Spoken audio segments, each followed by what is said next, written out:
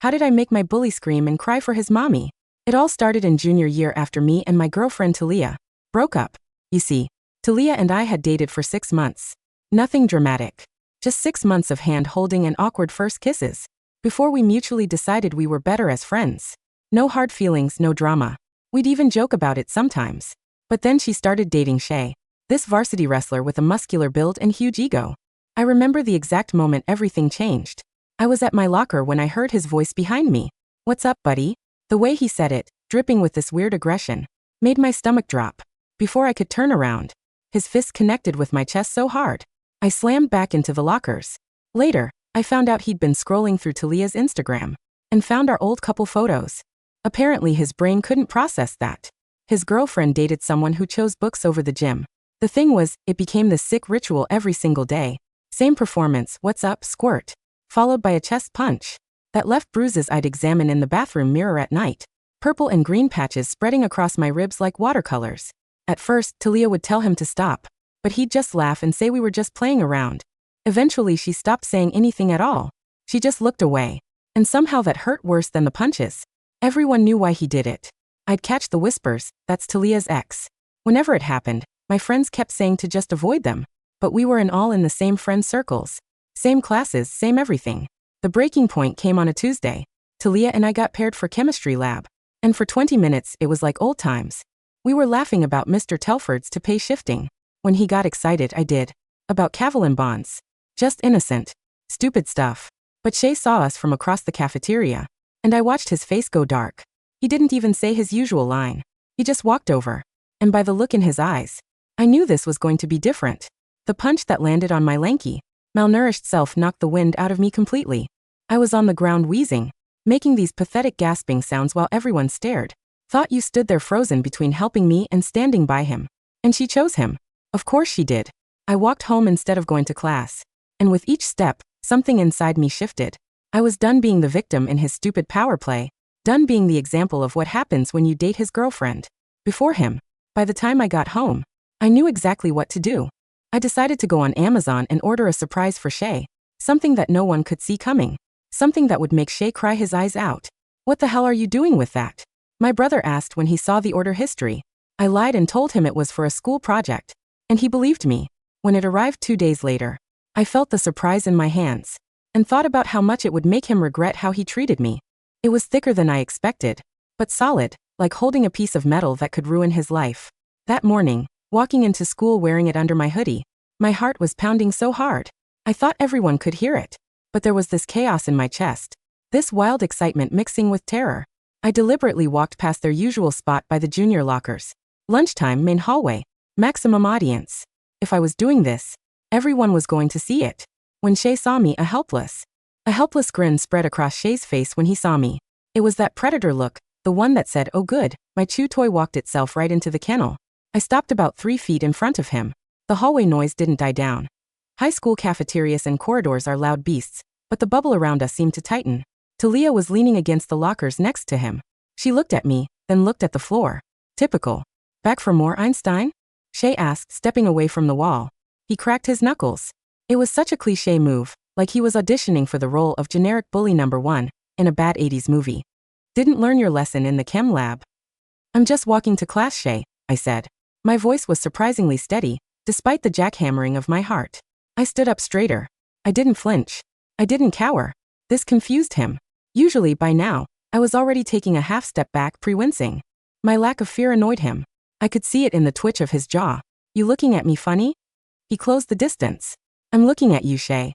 Is that a crime now, or just another rule you made up?" Thalia looked up, eyes wide. "Stop it," she whispered, but she wasn't talking to him.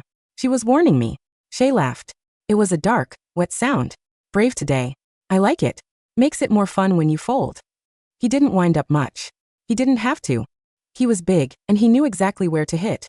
Right in the center of the sternum, that soft spot that knocks the wind out of you and leaves you gasping like a fish on dry land. "What's up, squirt?" He threw the punch. I didn't move. I didn't dodge. I locked my knees, braced my core, and exhaled sharply just as his fist flew toward my chest. Crack. The sound wasn't a thud. It wasn't the sound of meat hitting meat. It was the sickening, high-pitched report of bone colliding with unyielding, hardened steel. Time seemed to freeze for a split second. Shay's fist was pressed against my hoodie. His eyes were wide, confused.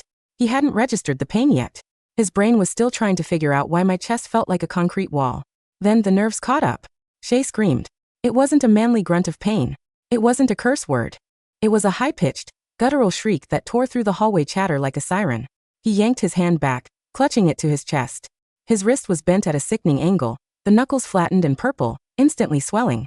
He dropped to his knees. Ah. My hand. God, my hand. The cafeteria fell silent. Hundreds of heads turned.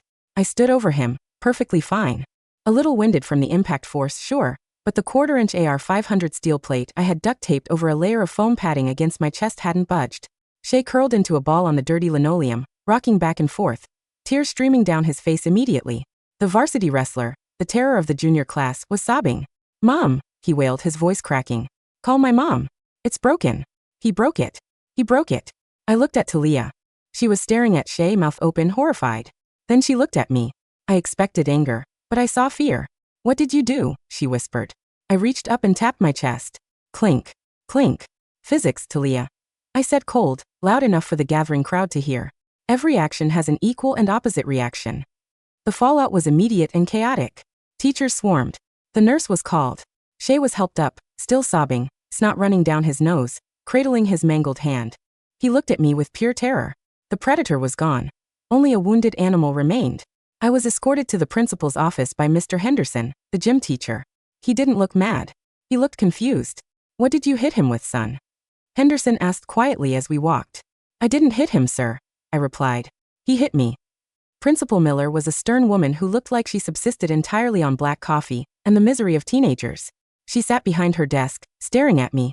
"Shay has a shattered hand, 3 broken fingers, and a fractured wrist," she said. "His parents are on their way. They are threatening to sue. They are saying you attacked him with a weapon." "I didn't attack anyone," I said calmly. "I stood there. He punched me. Would you like to see the security footage?" "What is under your shirt?" I stood up. I pulled off my hoodie. Underneath, I was wearing a tight white undershirt. Strapped to my chest with an excessive amount of industrial duct tape and ace bandages was a rectangular plate of steel, the kind used for shooting targets. Miller stared at it. "Is that armor?" "I was tired of going home with bruises, Mrs. Miller," I said, my voice shaking just a little now that the adrenaline was fading. "He punches me every day. Every single day." I told Thalia. I told the hallway monitor. Nothing stopped. So I protected myself. "You brought a weapon to school." "It's not a weapon. It's protective gear." "Is it against the dress code to wear protection against assault?" She opened her mouth, then closed it. She knew. Everyone knew Shay was a bully, but he was a star athlete, so they looked the other way. "Take it off," she said, rubbing her temples. I unwrapped the tape.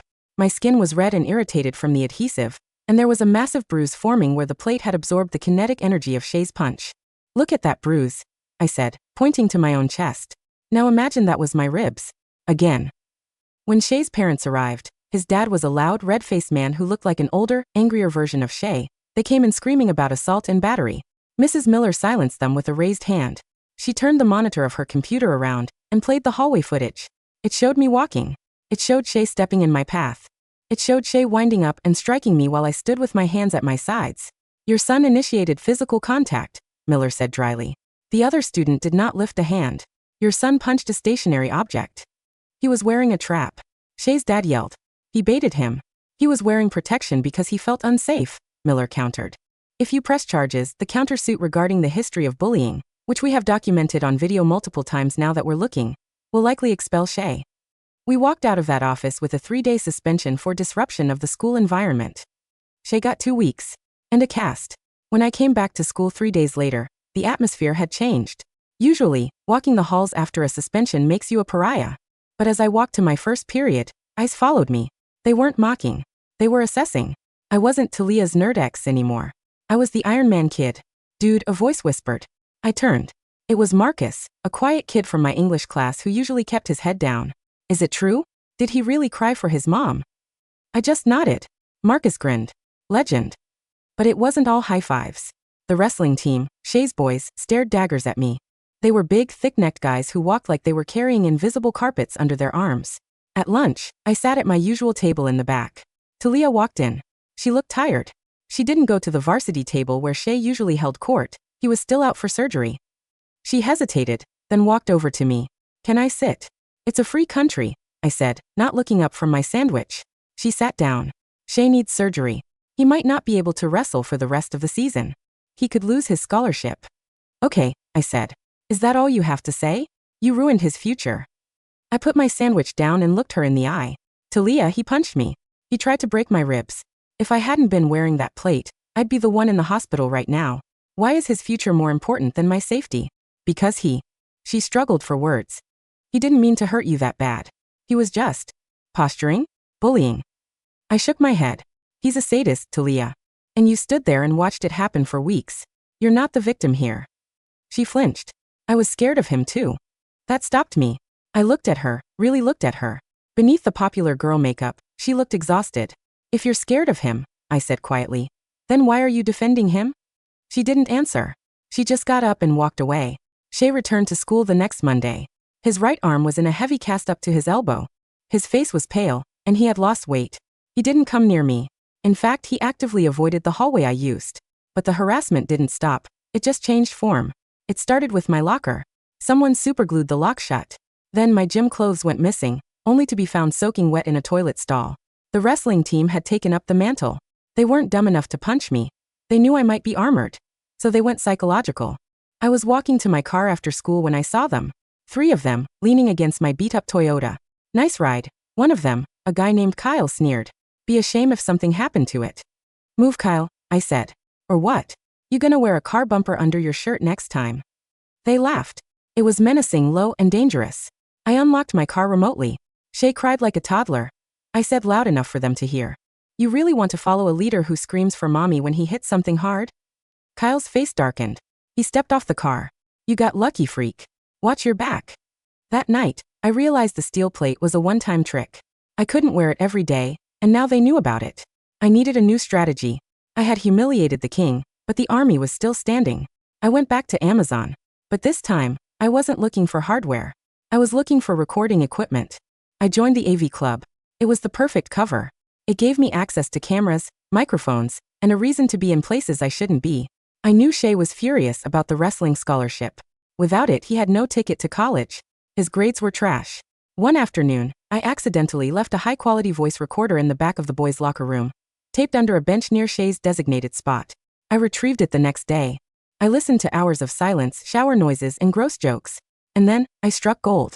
Shay's voice, distinctive even with the echo. He was talking to Kyle. Man, my dad is gonna kill me if I don't get that scout to come back, Shay said. Just take the stuff, dude, Kyle replied. It heals you faster. My cousin used it when he tore his ACL. You'll be back on the mat in 3 weeks. I can't get popped for a drug test, Shay argued. Miller is already watching me. She ain't watching your pee, man. Just cycle off before the regionals. You want the scholarship or not? A pause. Then Shay's voice, desperate and weak. Give it to me. Steroids. Or HGH. Either way, illegal and definitely a violation of the athletic code of conduct. I sat in my room, staring at the little digital file. This was the nuclear option. This wouldn't just hurt his hand, it would dismantle his entire identity. I hesitated. Was I this guy? The guy who ruins lives from the shadows? Then I touched my ribs. They still ached when it rained. I remembered Thalia looking away. I remembered the "what's up" squirt. I copied the file to a USB drive. I didn't send it to the principal. That would be too easy to sweep under the rug. Schools love their winning teams. I sent it to the State Athletic Association. Anonymously. 2 weeks later, random drug testing was ordered for the entire varsity wrestling team. It was a Tuesday morning when the officials showed up. The school went into lockdown mode. Rumors flying faster than light. By lunch, the news broke. Shay had tested positive. So had Kyle. Because it was a zero-tolerance state policy, the fallout was instant. They were stripped of their titles. The team was disqualified from regionals. Shay was suspended for the remainder of the year. I was sitting in the library when Thalia found me. She looked like she had been crying. Did you do it? She asked. Do what? Report them. I didn't look up from my book. I don't know what you're talking about. I'm just a guy who likes books, remember? She sat down opposite me. Shay is devastated. His dad kicked him out of the house. He's staying at Kyle's. Sounds like a rough time, I said, voice even. Maybe he should have focused on chemistry instead of chest punches. You're cold, she said. I'm hardened, y corrected. I learned from the best. I broke up with him, she said softly. I finally looked up. Good for you, Thalia.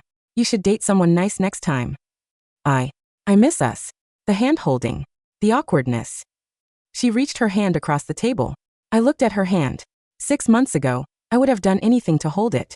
Now all I saw was the hand of someone who stood by and watched me get treated like a punching bag because she wanted social status. I didn't reach back. I don't, I said. I like who I am now. And I don't think you fit in my life anymore. She pulled her hand back, stung. She got up and left without another word. The final confrontation happened 3 weeks before graduation. I was loading my car.